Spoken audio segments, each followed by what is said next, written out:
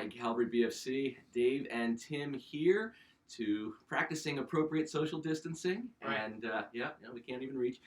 And trying to give you an update on all the things that are going on and what you can be doing and how you can be praying and what Calvary is doing and where we go from here. So let's start off by asking Tim, what have we done so far in the last week in order to respond to all that's going on in the world? Well, as many of you know, last minute we had to figure out how we were going to gather on Sunday when we were canceling our services. So we actually went to online streaming and we used YouTube. We can also thank Matt Arthur for so much of that work, and I think he needs to be thanked. And as How did that go, by the way? I was going to say, as many of you know, we were able to hear the audio very well, but we had a lot of lagging with the video. And we just wanted to let everybody know that had to deal with the internet speed at our church, and we wanted to kind of deal with that because we want to be able to continue to do this, but we want to make sure the experience is getting better. So we actually increased our internet speed at the church, and we're hoping and praying that that will make our video more clear and make the experience for streaming the service, the music, and the preaching a great experience. Great. And so for at least the next 2 weeks, March 22nd and March 29th, we will be meeting online only. Of course, that's for Sunday, and we're trying to make the stream better each week in how that goes. And that online only experience impacts not just Sunday, but the rest of the week as well. And so we've canceled all in-person activities for at least those next 2 weeks. But we are encouraging people to still meet together online. What are we doing for that? So we have been encouraging people to use different video conferencing platforms. Some of the ones we've been hearing about are Google Hangouts and also Zoom. Both of them have free subscriptions, and we've also created videos explaining how to use Google Hangouts on our Calvary BFC Coopersburg YouTube page to help you guys.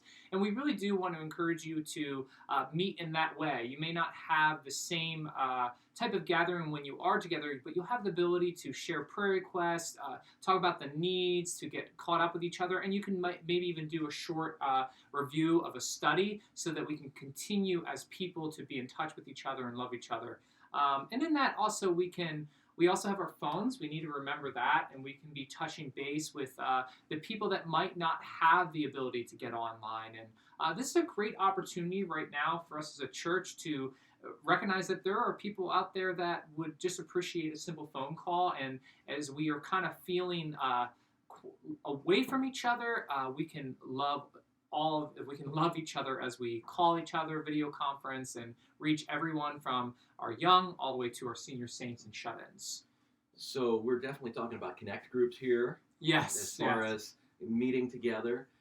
You've put together some videos on YouTube as far as anybody that needs help in figuring out how to make Google Hangouts work. Yes. Just some short videos that you can watch. They're on our YouTube channel. For our Connect groups, is there anything they can do besides getting together online where they can be serving together through this? We also created the Connect group leaders have got a spreadsheet to let people know of the those that are shut in or those people that are not in Connect groups for us to provide to reach their needs. But we also did a couple other things as a church. We're trying to find the needs that people have, and as a church, for those of us that are not in that they say in the 60 and up range of high risk, we can do simple trips like run to the grocery store. We can get prescriptions for people or any other needs that might need to be met. So we are starting to generate a way for us to communicate those needs and also hear about the people that are willing to help in those ways. And we're encouraging our people to phone call in and email us about how they either need help or how they can help. Yes, and so we'd certainly encourage you that if you have a need, let us know. Call the office, email the office, church@calvarybfc.org, and we will see who is available to help with that need. The deacons are standing by, eager to help. And I'd also encourage you that if you think you can help to meet any of those needs, call us. We're putting it all the information together, and we're going to try and line up the people with needs and the people that can help to meet those needs. I'd also encourage you to not be proud during this time. And humble yourself. You say, I don't really want to ask for help. Go ahead and ask for help. That's what we are here for. We want to help in every way we can. This includes financial help also. Our deacons are expecting to have greater needs during this time. We have the Deacons Fund, the Benevolence Fund, that's there for that purpose, to help families that are in need. And I'd also encourage you that if you're able to give toward that fund, give to help people that are in need, that would help the deacons be able to meet even more needs at this time. Of course, our greatest thing that we can always do is to pray. So what are some of the ways we can be praying during this time, Tim? Well, I think we can just be praying for our community of Coopersburg, but then also beyond that, but just praying as a church that we can love on our community by addressing any needs that may arise, but also as a church to be a people that are offering and talking about the comfort and the peace and the hope that's found in our Heavenly Father. I think right now people are really learning that life is it's fragile. And that scares people when they have to start to when they start to realize that at any moment your life could be taken away. But that's something as Christians that we don't fear death. We actually anticipate and are excited to go home with our Heavenly Father. But I think we also need to recognize it as well in that we need to realize that other people out there are fearful, and we need to be caring for that. And take this opportunity as a church to let people know that, life is found through belief in Jesus Christ.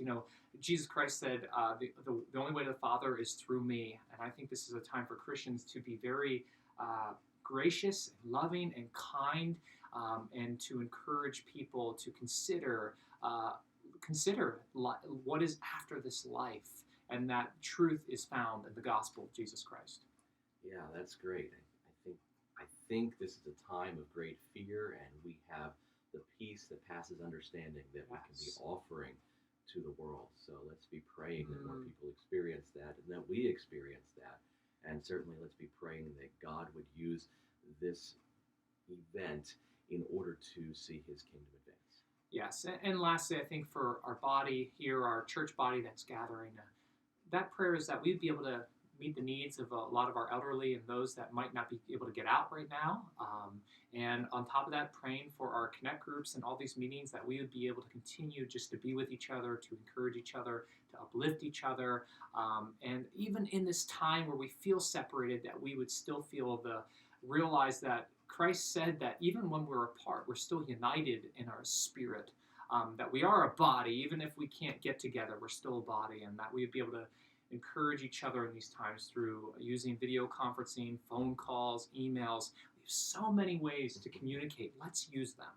Yeah, this might be the easiest time in your life to invite someone to church. Yes. By just putting it on your social media and saying, here's where I'm going to church on Sunday. Right. How about you join me?